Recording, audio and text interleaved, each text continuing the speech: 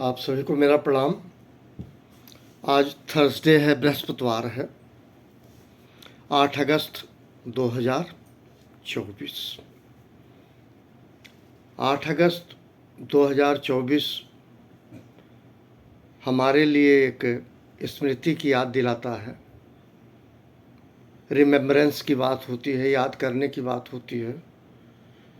वैसे कोई भी अपने माता पिता को भूलता नहीं है, कर जो भी ले। ये पुराणों में कहा गया है सभी जगह कि जो भी इंसान, नर या नारी, जिनके माता पिता हैं उनको भूल नहीं पाता। लालन पालन वही करते हैं आम तौर पर। आज के दिन 8 अगस्त 2005 को दिन सोमवार था। रविवार को मेरे पिताजी को हार्ट अटैक हुआ और उनकी 8 अगस्त को मृत्यु हो गई। दिन सोमवार था, आज बृहस्पति है। 19 साल हो गए मेरे पिताजी का देहांत हुए। 19 साल से मैं अनाथ हूँ। जिनके पिता नहीं होते वो अनाथ होते हैं। इसको स्वीकार करने में कोई बुराई नहीं है। मैं अनाथ हूँ। और ये भी सच है, there is an inverse relationship between father and whether child baby और बाबा। किसी माता पिता के लिए लड़का लड़की जब वो माता पिता रहते हैं तो शायद हमें समझ में नहीं आता, और जब वो नहीं होते हैं तो हमें काफ़ी कुछ समझने में देरी भी नहीं लगती है, क्योंकि हमसाया छिन जाता है। इसीलिए मैंने कहा दोनों में मैं कोई और बात नहीं कह रहा हूँ, जोड़ के क्वालिटेटिव मेजरमेंट की बात कर रहा हूँ कि जब पिता होते हैं तो समझ में नहीं आता, जब पिता नहीं होते हैं तो शायद सब समझते हैं कि क्या था, कहाँ है। याद करने का दिन है, और मैं उन अनाथों में से हूँ जब उनकी मृत्यु हो गई मैं नहीं था। मेरी माँ की भी मृत्यु हुई, मैं नहीं था। दोनों स्थितियों में उनके संतानों में मैं वो संतान हूँ अभागा, मैं नहीं था। मैं उनको हाथ जोड़कर नमन करता हूँ। अगर वो ना होते तो मैं ना होता। और इससे ज़्यादा मैं क्या कहूँ। एक संस्कृत में बहुत पुरानी चीज़ एक कही गई है, भूमय गरीयस माता। भूमय गरीयसी माता। भूमि से, पृथ्वी से बड़ी माँ होती है। स्वर्गात उच्चतर पिता, और स्वर्ग से बड़ा पिता होता है। उसके बाद मर्यादा पुरुषोत्तम राम लक्ष्मण को कहते हैं लंका का वैभव देख के, जननी जन्मभूमश्ची स्वर्गाद अपि गरीयसी। उसमें उन्होंने कहा था कि भूमि से बड़ी माता, स्वर्ग से बड़ा पिता, अतः माता और मातृभूमि स्वर्ग से बड़ा होता है। जहाँ हम पैदा होते हैं, और जो जननी है, जननी जन्मभूमिश्ची स्वर्गात अपि गरीयसी। जिन्होंने मुझे जन्म दिया वो भी स्वर्ग से बड़ी हैं, और जहाँ मैंने जन्म लिया वो भी स्वर्ग से बड़ा है। ये हर किसी को शायद सोचना चाहिए। इसीलिए कहा था जाता है मातृभूमि, कि व्यक्ति जहाँ जन्म लेता है अगर वहाँ उसकी मृत्यु हो, इससे बड़ा कुछ नहीं होता। हो क्या रहा है, जहाँ पैदा हुए मुझे पता नहीं कैसे आए, उसके बाद वैभव हो गए, किसी महल में रहे, और जैसे ही मेरी मृत्यु हो गई, अगर मैं 7वें फ्लोर पे भी था तो मेरे बच्चे वहाँ से डेड बॉडी बाहर निकाल के रख दिए। पिता कहते हैं, वो एक लाइन है, हम कहते थे जिनको सुंदर, हम कहते थे जिनको सुंदर देख के उनको घबराएंगे।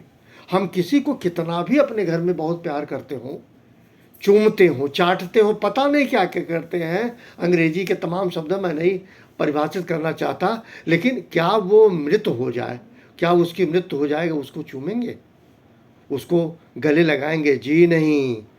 इतना जल्दी, जितना जल्दी हो सके उसकी टिकठी बना के उसका दाह संस्कार कर दिया जाए। यही मानव समाज है, यही कलयुग है।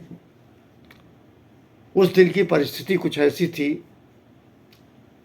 सुबह मैं जाता हूँ, ये मेरा व्यक्तिगत बात हो जाएगा, मैं किसी को भावनात्मक नहीं बताने की कोशिश कर रहा हूँ। मैं 10:10 पे, मुझे वो घटना याद, 10:10 पे मैं वहाँ पहुँचता हूँ। मेरे पिताजी की चिता मेरे घर के सामने द्वार पे रखी रहती है। उसके पहले मैंने होली में उनसे मेरी मुलाकात हुई थी। होली में मैं गया था और उनकी लाई हुई मैंने दही भी खाई थी। ऐसे बहुत सारी बातें हैं, मैं उसको झकझोरना नहीं चाहता। मैं कहीं भावनाओं में बह नहीं रहा हूँ। मैं उन लोगों को एक बात बता रहा हूँ कि जब आपके साथ माता पिता हैं तो उनकी वैल्यू ज़ीरो है, लेकिन जब वो नहीं होते आप फूलों से उनकी को पुष्पांजलि करते हैं, अर्पित करते हैं, पता नहीं क्या क्या करते हैं। करते कम है, जताते भी ज़्यादा है। मैं वो सब नहीं कर पाया, मुझको भगवान ने वो सद्बुद्धि नहीं दी। लेकिन एक बात याद रखना कि जिसने अपने पूर्वज को भूला वो कहीं का नहीं रहा।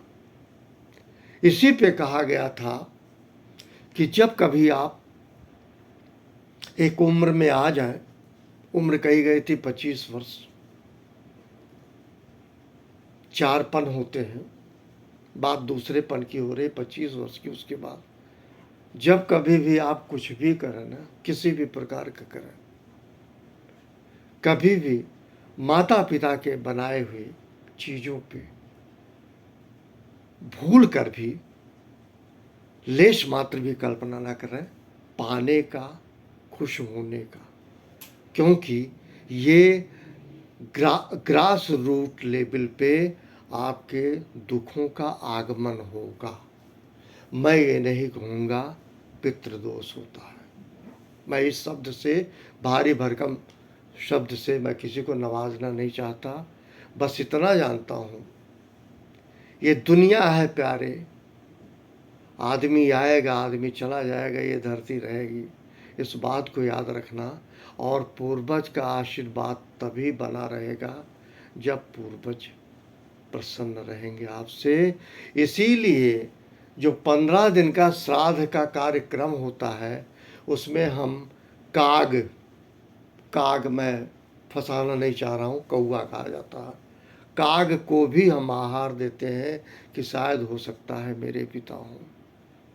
इस तरह से बताया ये जाता है कि पृथ्वी पे पूर्वज आते हैं श्राद्ध में 15वें दिन अपने परिचितों को दे। मैं उस चक्कर में, बहुत लोग कहते हैं कि ये तो छितजल पावक गगन समीरा पंचरति तद्वतम शरीरा, मिट्टी हो गई खत्म, कोई कुछ नहीं होता है। आपको अंदाजा ही नहीं है। जिसके पसीने से, जिससे इस धरती पे आप आए हैं, ये दुनिया देख रहे हैं, वो आपको खूब देख रहा है। मेरे पिताजी नहीं है, मेरे पिताजी परसों अच्छा खासा मुलाकात हुई है और इस तरह से बात आ रही थी। मैं टिप्पणी नहीं करूँगा, सबको बुरा लग जाएगा, गलत मैसेज जाएगा हमारे रिश्तेदारों में, परिचितों में। मैं वह बात कहना नहीं चाहता, पर यही कहूँगा, अगर आप सच्चे श्रद्धा भाव से, शिद्दत से इश्क कीजिए तो पूर्वज भी आपके पास हैं, आपके पास रहेंगे। इसीलिए हिंदू धर्म में मनाया जाता है। बोध गया लोग जाते हैं, कहाँ कहाँ जाते हैं, माता पिता घर के अंदर है, पता ही नहीं है। इस तरह से मैं यही कहूँगा, सभी से कहूँगा, जिनके साया बना हुआ है माता पिता का, जो अनाथ नहीं है, कुछ करें ना करें, उनको कुछ दे ना दे, उनका सम्मान भाव रखें, उच्चतर सम्मान भाव रखें। इसी तरह से, क्योंकि ये मल्टीप्लाई होके आपको रिटर्न गिफ्ट मिलेगा जब आपका संतान होगा। जो आपने माता पिता के साथ किया है वही वो संतान करेगी। मैं आज के दिन कहना नहीं चाह रहा हूँ, मेरे पिताजी कई ऐसे शब्दों को कहते थे कभी कभी, जैसे मैं हूँ खा लो पछताओगे, मैं खाऊँ ये कर लो पछताओगे। एक शब्द बहुत बढ़िया उनका फेमस था कि जो मैं कमाता हूँ वो मैं नहीं कमा रहा हूँ, जो मेरी औलादें हैं उनके आशीर्वाद से कमा रहा हूँ। ये बात एक बार नहीं हजारों बार उन्होंने कहा है।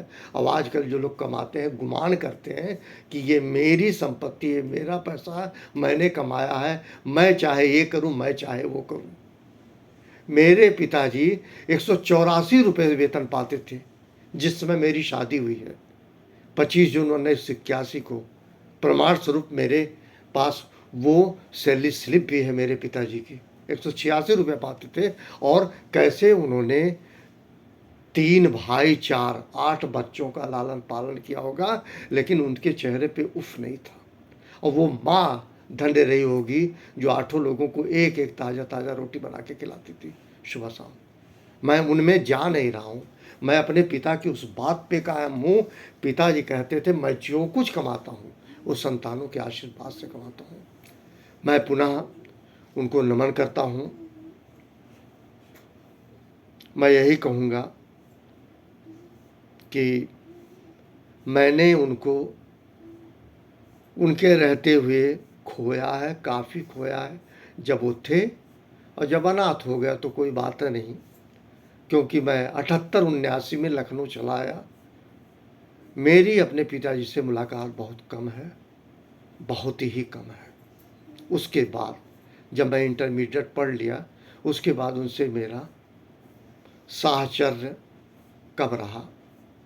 उसके बाद तो 8 अगस्त 2005 का दिन, जिस दिन से मैं अनाथ हो गया। पुनः उनकी पुण्यतिथि पे मेरा नमन।